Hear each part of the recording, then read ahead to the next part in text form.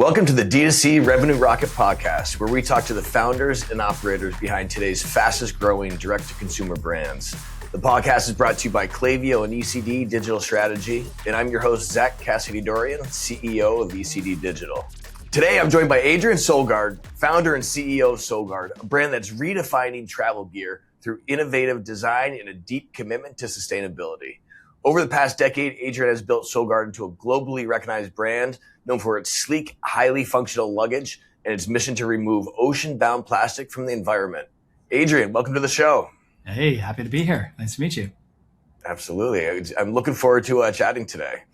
So Solgaard is actually celebrating its 10-year anniversary this year. Decade of, that is awesome. Congratulations. It's a big milestone. Yeah, we launched on Kickstarter 10 years ago. A lot of e-commerce brands never make it, or any businesses never make it anywhere near that long. There's some crazy math on businesses that make it, like, it's something like less than 10% of businesses make it to 10 million in revenue. So like 80 something percent get to like a million or two and then just like die out or get closed or just stay sort of operating there. So to get, above there puts you in a top percentage already. And then 10 years is another big amount of fall off. But we're here for the long run, just like our products. We're built to last the long haul. So I love that. Yeah, I love that about your products too. If you're running a D2C brand and want to uncover where you're leaving revenue on the table, you can book a free e-commerce growth audit with our team at ECD Digital Strategy. It's not an automated report or some AI checklist. It's a real audit from strategists who have helped brands scale revenue with email, SMS, paid media, and e-commerce optimization. We'll break down what's working, what's holding you back, and the biggest leverage you can pull to drive additional revenue today. Head over to klaviyo.com/ECD and book your free audit today. So when you look back at the 10 years of building Solgaard, what are some of the biggest lessons you've learned about scaling a successful e-commerce brand? I think that with each different growth stage, there's always new learnings along the way. So each stage has its own sets of learning. I think that from going from 0 to 1 is the hardest part, and getting product market fit is immensely important. I think finding ways to make sure that your product resonates not only with the people that you think will be using it, but also the people who end up using it, because the cohort you have in mind when you're starting the company, you might be completely wrong. You'll never find out until you actually hit that scale. So, I think biggest lessons are just around always operating with the long run in mind and thinking about what could be it's such a broad question. It's actually hard. If you want to be a bit more specific, I can go more specific, but so I'm going to ask a couple questions about how you got started. For anyone that doesn't know, you started by raising millions through multiple crowdfunding product launches. Yeah. And I'm sure you've learned a lot from the first one to the ones later on. Any big lessons that you learned along the way in the different rounds? I think that never taking no for an answer is probably the most well-rounded one that's always true. I started the company. I was broke, living on my friend's couch. I had $627 in the bank, and my previous business sale did not go as anticipated. And so I figured out how to put together a product, a roadmap, entire campaign in 6 weeks. And we launched the campaign on Kickstarter. Launched it at 6 a.m. At noon, I tried to buy coffee with my debit card because my credit cards were all maxed out. Debit card got declined. I was completely out of money, but the campaign had already raised 20 grand by noon. So it's like, all right, somehow this will work out. And so I think don't ever let not having enough money be the gating item to stop you from trying something. That's, lesson number one of entrepreneurship. It's just like, you're never going to be ready. Like, it's never going to be perfect. Just go. Just get it out there in the world and see what happens. And and then iterate and improve from there. It's kind of like having a kid too, having a baby. You are never going to be ready, but you just got to do the best you can. And same thing with starting a business. Yeah. What was the previous business that wasn't successful? So, I started a t-shirt company in high school when I was 16, selling t-shirts to pay for travel to my BMX contests. And then I learned how to make videos through BMX videos. And then I started doing freelance video work for different people. I was making videos for dentists. I know how to, I don't know how to do implants, but I've made videos of dentists making implants and doing implant surgery for molars and all that stuff. So I did a lot of various video freelance work. I was working at a TV show at the time. And then I started my first company, which was a creative agency when I was about 22, which was doing TV commercials, music videos, and other short form video content. And then we started doing websites and branding for these clients. And then after about 3 years of that, when I was about 25, I had a team of 12 or so people. We were doing like 400, 500K in revenue as an agency, something like that ish. Pretty small, but it must have been more than that. But we ended up, Kickstarter had become a thing in 2012. And I was like, what's this whole physical product world? I'd love to try doing that. I've always wanted to be an inventor. I've always loved duct taping stuff together. I was always fixing cars, bikes, and motorcycles. And then my bicycle got stolen. And I thought, well, what if I made a better bike lock? That could be kind of fun. I could launch it on Kickstarter. I've got the team to build out the whole like marketing campaign and concept. So I used the team from the creative agency to build out this bicycle lock idea, launched that on Kickstarter in 2013, was successfully funded, and then had some people come on board, and then raised some money and got distribution in about 30 countries, sold it through like mainly wholesale channels, through like bike distribution networks. I ran that for about 3 years and then sold the patents to a guy in a deal that didn't work out for me. And then that's when I started Solgaard making travel products. Well, I guess it did work out though, because if you had, gotten a big payday, I think the world wouldn't have Solgaard. I think that this has always been my end state. I did have you heard of the Japanese concept of ikigai, where you take what are you good at, what does the world need, what are you passionate about, and what can you get paid to do? And when you can find that overlap, I did that exercise, and it's like, okay, well, I've spent a lot of my life traveling all over the place. I've lived in 9 countries at that point. I speak 5 languages. I'm never going to get bored of travel. So that's a good one. I'm pretty good at making these innovative products. I'd seen that through the bike lock thing. I'm good at DTC marketing. The world needs more sustainability, and I'm passionate about sort of uniting all these things. So finding a way to make innovative products that are related to travel and are doing good for the planet, I think is just my natural state of being. It's exactly where I should be. So yeah, thrilled to be here doing it.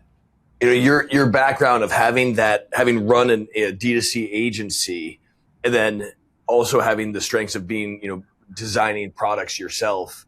I think that's a skill set that a lot of product founders do not have. It must be really valuable for you as you're managing the company, that a little bit about everything. Yeah. A little bit about everything, jack of all trades, master of none. So how many crowdfunding campaigns for Solgaard have you gone through? For sure. So we've done 6 product crowdfunding campaigns on Kickstarter, and then those have also had follow-ons with Indiegogo. So it's not an additional 6 campaigns, but 6 core product campaigns, and then 2 CF campaigns, Reg CF crowdfunding equity. So we did a crowdfunding equity campaign on Start Engine back in 2021. And then we just launched another one that's been closed out since, depending on when this comes out. Maybe there's some news, we'll see. But yeah, we launched a crowdfunding equity campaign now a few months ago that maxed out rather quickly. We just sent out a few emails to our client list, and it was great to see the response. We've had some big growth years since that first campaign. So yeah, the guys that came into that first crowdfunding equity campaign, it's an on-paper return of 6x. We're not doing any share buybacks at this point, but it's a 6x return on paper. So that was exciting to be able to share that info with them. That is the short answer to your question, for sure, 8 full crowdfunding campaigns. Plus I've advised a bunch of friends and other people on their campaigns too. I love crowdfunding. I think it's the best way to do things. There's no middleman. There's no person that's the buyer at whatever that's like, maybe this will work. You're just talking directly to the customer from a concept stage, and you're finding out if people vibe with this idea. And if they do, great, you're off to the races. I couldn't agree more. And this conversation is super interesting for me. Just quick background, in a previous life before I started my agency, back in 2010, me and 2 colleagues, we were trying to raise money we were trying to raise venture capital and we couldn't get any money. It was during the 2010 economic collapse. So then we were like, okay, well, why can't we raise money through, we were giving money away on Kickstarter and Indiegogo for product launches. Like, why can't we do debt or equity? We found out really quickly why you couldn't. And we're actually the ones that wrote the legislation to legalize equity and debt-based crowdfunding. Yeah. Wrote the first 2 books ever on equity and debt-based crowdfunding, and it became the Title 2 and Title 3 of the Jobs Act that the president signed into law in 2012. Oh, amazing! I actually don't know anything about debt-based crowdfunding. I know there's a Kick Booster, Kick Further.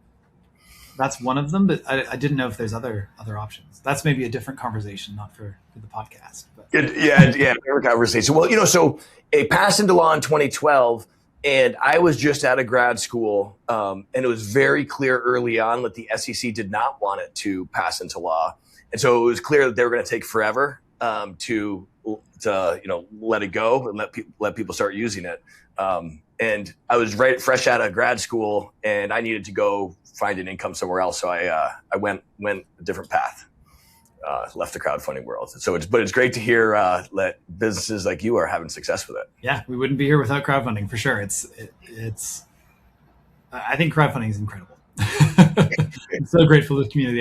I remember the numbers and so many names of various folks along the way too. Like that first campaign for the backpack we launched in 2016. It was 3,705 backers. We raised $613,917 on Kickstarter, and I wouldn't be here without each and every one of those people. Yeah. And so do a lot of those early on crowdfunding participants, have they taken part in the equity portion of it? Some of them have, yeah. That's awesome. We have around 20,000 backers of the various product crowdfunding campaigns, and from the CF, like Reg CF equity investing piece, it's roughly 1,200 people or something like that. So it's not a one-to-one correlation, but for those that are in a position to be able to invest some amount of money, then yeah.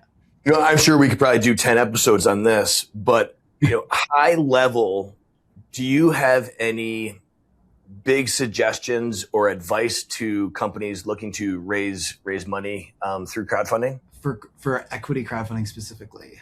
Or either one too, if you want to. Yeah. Then let me answer this 2 ways. First of all, for product crowdfunding, general advice would be beta test your concept on people that you know, not just your mom. She's going to say, "Great idea, son." Not just your closest friends. Ask people that are loosely in your circle in a mixture of different age groups, and be like, "Hey, here's this product idea that I have," and dry run your pitch on them. See what they say. And you have to actually listen to the feedback. Yes, some people are going to say, "No, that's a stupid idea." One fun example that I have is one of the products, or one guy that I would always run my stuff through, a good friend of mine. I noticed that he would say, "Yeah, it's really cool, but like, could you make it more futuristic and more whatever? It's like a little bit normal." And the first time I heard that, I was like, "Oh shoot!" And I was talking to other people; they really liked it. And then I realized he's a great barometer for me. If he thinks it's not quite futuristic enough, that means it's probably right in the right market for being a bit of a mass market product. So with crowdfunding, if you're doing product crowdfunding, the biggest piece of advice is don't just sink money into paid advertising for the whole world. Work with a specific crowdfunding agency and go after people that are familiar with Kickstarter. Because if you have to teach someone, here's what Kickstarter is, or Indiegogo, or whatever product-based crowdfunding you're doing, if you have to explain what crowdfunding is, that's one hurdle, and then you still have to convince them to buy the product. Whereas if you can show it to people who are familiar with how crowdfunding is and what it is and how it works, then it's just a matter of converting them on the sale of the product. So try to skip that step where you can. I think the same information translates for the Reg CF crowdfunding equity type of world, is going after people who are familiar with what investing means. Make sure you have low enough minimums that a broad range of people can participate, but also high enough minimums that you're pushing to get to the total amount of capital that you're wanting to raise. And as with all crowdfunding, the most important thing is don't go silent on your people. A crowd becomes a mob if they're ignored, and make sure that you're paying attention to them and you're listening to them and you're giving them the information that they need. to feel comfortable about backing you. They're backing you as people, instead of having one huge investor that's going to be very particular and riding your ass about certain things. You've got a ton of people that just want to be paid attention to. Like, just make sure you're not going to have to give them the same level of oversight as you might with a private equity company or whatever. Yeah. But you need to make sure you're continually keeping them up to speed with what's going on. I think that's great advice really for anything.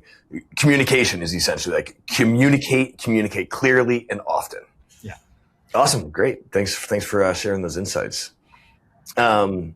Is there what's a product that you see everywhere? Not travel, not luggage related, but a product that you see everywhere that makes you think, if I had more time, I could design this 10x better. Well, let me just pull up my list. It's going to look like a CVS receipt. I've got a long list of things that I want to do. Women's handbags is one thing that's on my list that I'm excited to play with. I am complaint driven. When I hear people complain about the same thing enough times, I'm like, there could be an opportunity here. It's a bit of a joke at this point, but women's pants don't have pockets. Women's bags don't have any organization. And we've all seen women in our lives digging through their purses, trying to find whatever. There's just no organization. So I think that there's a lot to be done in that space. And so, yeah, that's one thing I think about. I think about furniture a fair bit too, sofas, couches, that kind of thing. A lot of home goods. There's a lot of things in my mind. What about you? Do you have a product in mind that you'd want to take a swing at? Oh, geez, putting me on the spot now. I know there's some that I think about because I know my wife brings up ideas to me sometimes of things that just make no sense. If something pops to my head, I'll jump back to it. But these conversations happen with friends all the time, where you're hanging out with your friends, having beers, and it's like you come up with 10 great business ideas, and you know what? One of them might just work. And a lot of people end up staying in that cycle of just talking about their ideas, and you got to execute. You got to just do the thing. The amount of times on our Kickstarter campaigns where people have then the comments have been, hey, this is that thing we were talking about. Hey, this is that thing we were like, it's not about having the most unique idea or necessarily being the world's first of something. Like, sometimes you will be the world's first, and that's great. But being the world's first is not necessarily a good moniker. Being the best is great. Being the first, that doesn't really matter. Like, yeah, you were the first person to scale the Burj Khalifa without any ropes. Wow, that's crazy, bro. Like, good for you. I don't want to do that. Yeah, I mean, classic example is the iPod. iPod wasn't the first, but it was definitely the best. You'll probably agree with this too. Oftentimes when you hear people thinking about starting businesses, they'll be hesitant to share their idea with you. And my advice is always, do not be hesitant about sharing your idea. Share it with everyone. Talk about it with everyone that you can, because no one's going to steal it, because nobody can execute. The amount of people that can come up with great ideas is large. The amount of people that can execute on those ideas is very, very small. Yeah. And ideas are worth something, but it's about this much compared to execution. Want to see where your e-commerce brand is leaving money on the table? Book a free revenue audit with the team at ECD Digital Strategy and get a clear plan to increase revenue. Go to klaviyo.com/ECD to schedule yours today. I know historically you've always built a lot of your prototypes with cardboard and duct tape, which I personally love, because for 3 years, I have an 11-year-old son, and for 3 years, his favorite gift was cardboard for Christmas was cardboard and duct tape, and he would build these huge box forts. So when I heard you talking about that, I connected with that, and I love that. Here's a plug for a product that I am in no way affiliated. It's called the Chomp Saw. It's like a mini table saw for cardboard, and you can use it to like cut out shapes in ways that you want, and then like I use it to make prototypes of things now. It's pretty great. That's super cool. But my question is, now with the AI tools that are coming out, are you still using cardboard and duct tape, or are you using some of those AI tools to do your prototypes? So the AI tools can get a good visualization of what you're going for, but to find a novel function of like a product that expands and collapses and compresses, you can try to have a video AI tool show you that, but it doesn't understand the physics or the mechanics of it. So yes, I'm still using cardboard and duct tape, and I'm also using AI. So it's a bit of both. What is your, will you paint a vision for us? What is your, where you build your cardboard prototypes? What does it look like? Like, what do you have in there right now? It's a lot of cardboard and duct tape and stuff just hanging out. I've got my own little studio here of things that I make, and sometimes I'll make it out of cardboard first, just because it allows you to get to that point. For, like our closet system on our suitcase, for example. So when it's in the suitcase, we don't make a transparent one, but this is transparent. That comes up. The very first prototype of this that I made was a bunch of flat pieces of cardboard with rope tying them together. And then I was like, okay, this can compress. All right, cool. You can't really use an AI tool to figure out that movement and that motion of like, how is it going to feel in your hand? And if you were going to get it made at a factory or get a full prototype made, you don't even know what notes to give them yet until you've kind of figured out the mechanics of something. So I still find it's a super valuable exercise to just make it in such a lo-fi way. That's great. And for everyone who's not watching and just listening, Adrian just opened up one of his suitcases, and as he took out the inner compartment, the luggage rack completely expanded. What's it, about double or triple the size? Yeah, it's about double the height of the suitcase. Yeah. So it's a hanging closet inside of a suitcase. So instead of having like 6 individual packing cubes or whatever, it's all connected as one piece. So it's a hanging closet, the carry-on closet, the magical suitcase with a one-of-a-kind packing system that allows you to unpack in seconds. Pack all you need for up to 10 days and travel without ever unpacking. I love it. Now that we're talking about the actual product, that is something that's super unique about your product, but even more unique, I think, is what it's built out of, and your whole sustainability mission. I'd love to hear you talk just a little bit about that, and then also pairing the sustainability and a brand together. Because I find that super interesting. So at the start, I said, like, I did the Ikigai thing. My goal was, how can I make an innovative product that makes travel easier while being good for the planet? So the first product we made was a solar-powered anti-theft backpack, which had a solar panel inside of it, and that solar panel was connected to a power bank and a Bluetooth speaker.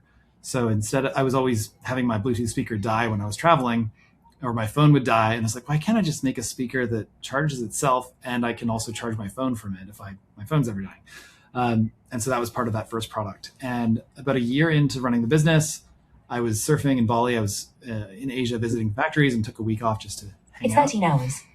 I took a week off just to hang out and surf in Bali. And there was all this plastic in the waves and on the beach. And I just thought, man, there's got to be something we can do about this. There's, we're making this solar panel that's, size of my face. That's cute, but it's like not the grid scale solar solution that we really need. If we could collect all this plastic and turn it into a useful product, there could be so much more we could do. And we could maybe make different materials out of this and all that. So it took about a year and a half to set up the supply chain. But then in 2019, we first started shipping products made from ocean plastic. So we collect plastic from beaches, rivers, mangroves, and coastal communities. And we use that ocean-bound plastic to make the fabric of our products, which we call Shortex. Then about a year later, I was visiting in the Philippines with a group we were doing some work with. And I noticed that the people doing the plastic collection, because we're using PET, which is what plastic bottles are made from, to make our fabrics, they were picking just the PET, but leaving the other stuff behind. Because the model that we were working with, we were paying for that PET, but we weren't paying for the other stuff. So then we shifted our model to fund the cleanup of all plastics. So we fund the cleanup of 6 pounds of plastic for each item that we sell. We do that in partnership with the Solgaard Nix Foundation, a nonprofit that my fiance and I set up. And so to date, we've prevented over 3.5 million pounds of plastic from entering the ocean through river cleanups, mangrove cleanups, beach cleanups, all that. And now we're scaling that, doing more household waste collection. And it's all about supporting the mangroves and finding ways to allow the mangroves to just be rewilded and let nature do its thing. That's amazing. For the plastics, not the PET, but the other plastics, What does that cleanup look like? Like what happens with that product, that plastic? The waste management facility that we recently funded the construction of in partnership with Pershing Square Philanthropies, which is Bill Ackman's philanthropy side. He loved what we're up to and was like, yeah, I can fund this. We were able to build some machinery there where we're collecting the low value plastic, goes through a tumbling process and it gets blended together and is used to make a waste to energy fuel pellet. So it's, instead of coal, you can use this waste derived fuel made from low value plastics, which is less harmful than coal from a toxic pollution perspective. If you live downstream of a coal fireplace, children have like asthma and lung effects from it and all that kind of thing. So this burns cleaner than that. And it's also cheaper for the local people. And so as long as it's burned at a high enough temperature, which we focus on selling it into fishing canneries and other places, then we're able to continue scaling that up. So that facility opened in September. I was just on a call with the group in Indonesia this morning. So far, there's been 2.3 million pounds of plastic processed through that facility. So really excited about continuing to scale the do good efforts alongside building a business that's making great products. And I think that's this balancing act of like, it's not just about how can we do less bad in the world, it's how can we do the most good while building products that are also the most good. Like, we're not making a product that's made from recycled material and therefore it's crap. We're making a premium product and we're doing good for the planet. And it's hard to do both, but that's what we're up to. That's great. That's a great mission, a great product. And you're doing it, and it sounds like you're doing a lot of the cleanup in places where you love to visit as well. Are you able to combine a lot of work and pleasure trips in some of those mangrove places? I try to. I've not been able to do as many trips as I'd like. We've got great partners that are boots on the ground doing the work. But it's really, it was a simple equation of choosing Indonesia for the impact work. Indonesia has the world's most mangroves. Mangroves are one of the most critical forest ecosystems, not just for coastal protection from waves and things like that, but also from a biodiversity standpoint. Everyone loves coral reefs because coral reefs are a safe haven for little baby fish and all that. And the mangroves also provide a similar setting where the root systems are aerial, they're sort of above ground and also in the water, so little fish can hide from larger predators. They're sort of the suburbs of the sea. So mangroves are incredibly important, and Indonesia has the world's most mangroves while having the world's second worst plastic pollution problem because there's just no waste management infrastructure. It's not because people are doing something wrong there. They just literally don't have the waste management facilities. So we're working to find ways to scale that up, which helps communities, helps people, helps the planet. Great. It sounds like you're definitely making a big difference over there. That's a lot of plastic waste that you're cleaning up. Still a lot more to go. Yeah, sure is. I want to chat a little bit about your marketing mix. When you look at Solgaard's growth today, what does the marketing mix actually look like across your different digital channels? Email, SMS, paid ads, organic, direct mail. What's the mix look like? And have you seen a big change over the last maybe 3-4 years? Yeah, we've tested a lot of the things, maybe not everything, but we've tested a lot of platforms, a lot of different ad places. And I think the biggest shift in the last 5 years has been just a continual reduction in our spend on Facebook, on Meta. It's still a very significant portion of that spend, but that's the goal. Is this is some advice that Richard Branson gave to me. The difference between running a $20 million company and a $100 million company is the most important thing to look out for is balancing out where your revenue is coming from so that you're not ever too reliant on one specific place. A 4-legged stool can lose a leg and you still got a 3-legged stool. That's pretty stable. If you've got a 1-legged stool and you lose a leg, they're not in a good spot. So having a diversified approach to where our spend is going is really key. So, we've got a pretty robust affiliate program going. We've got a Facebook, Meta, Instagram, Facebook. TikTok has not performed particularly well for us. I think because we have a high AOV product, it's a little bit more of a considered purchase than a lot of things that work on TikTok Shop. Google's, of course, important. YouTube's great. TV's great. Email retention marketing, super important. Klaviyo's been great. We're doing a blend of email and SMS for that. Yeah, so many people that find us in so many different ways. We've done direct mail. We've done trucks driving around New York City with billboards on them. Have you done any direct mail for acquisition? Reason I asked that, we're seeing with a few of our clients, they're replacing some of their meta spend with direct mail spend on post-pilot for acquisition. Have you tried any of that at all? I think we're going to be firing up some more direct mail soonish. But yeah, we've done direct mail where it was like a,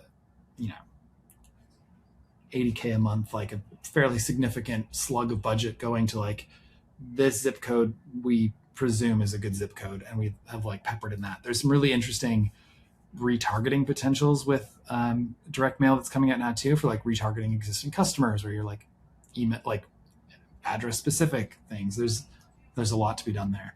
But yeah, I think direct mail is interesting. I think in a world of everything being digital and everyone being a bit fatigued of being on their phones, it's kind of nice flipping through the little flyers that you get. As long as you make it out of recycled stuff and chuck it in the recycling, I'm fine with it. Yeah. And you get, I think, 20 years ago, everybody, that was how people reached you was through direct mail. So you just got so much.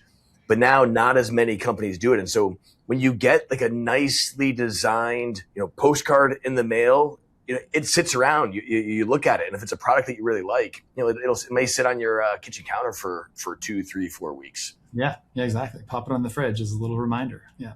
Have there been any marketing channels that have surprised you? Something you didn't expect, but ended up being a big lever? I think that I'm pretty optimistic going into anything. So if I'm testing out a new channel, I'm sort of hopeful that it's going to work. We made a commercial of me dressed as a Viking in my alter ego, Bjorn. And Bjorn the Viking was going around with his suitcase doing some interesting stuff. And that actually performed really well. It was completely a bit of a joke, but it was great how it turned out. My grandfather's name is Thorbjorn, he passed away. But, and so my brother and I always joked that if we had boys, like he would name his kid Thor, I would name mine Bjorn, or whoever had one first. My brother had 3 daughters. And so we ended up, my girlfriend and I bought my brother and his girls a dog for Christmas one year that was named Bjorn. And then I was like, yeah, I'll go with Bjorn for my alter ego. Oh, that's great. So do you still do commercials, or was that just like a big campaign that you ran? And we ran 2 from that one. It's something that I think is still fun to play with a bit, but it's not exactly the right like premium vibe of what the products are. It's kind of more comical. And so it's like, I think finding that balance is interesting for a premium product where, Dollar Shave Club can be very silly because it's like, oh, it's a $1 Shave Club. Great. But if you're, would Prada or Gucci be able to pull off complete slapstick humor? Like, there's a bit of a question mark there. So, yeah, I think that the funniest thing about building a business too is what you do today might not be what's right for you to do tomorrow, but it works today, so you got to do it. And I think there's a lot of like, you have to accept levels of imperfection along the way, where it's like, well, this isn't what I want to do, but it does work, so I guess we'll just keep doing that. Or and you'll never know until you try. So absolutely. When someone tries and buys their first Solgaard product online from your website, what does that lifecycle journey look like after that? Like, what are some of the main touch points that they're getting after that? So we follow up with, additional instructions of how to use the product, how can you use the carry-on closet, et cetera, et cetera. And then they stay in our email drip, and we'll, remind them of upcoming product launches, if there's a new color or a new, completely new product that comes out. And a lot of people then end up coming back and, they came in for luggage or they came in for a backpack, and then later on they buy the other. And I think the biggest complaint that we get from our customers is, my husband, my wife, my brother-in-law, my sister stole my bag, so I had to buy another one. If you were advising a 5 to 20 million e-com brand today, a brand who who's gotten some good traction, good customers, and they're really starting to scale, what would you tell them to focus their marketing energy on first? Well, if they got to 5 or 20 already, they've figured out some level of scale. I think that in the growth from 20 to 50,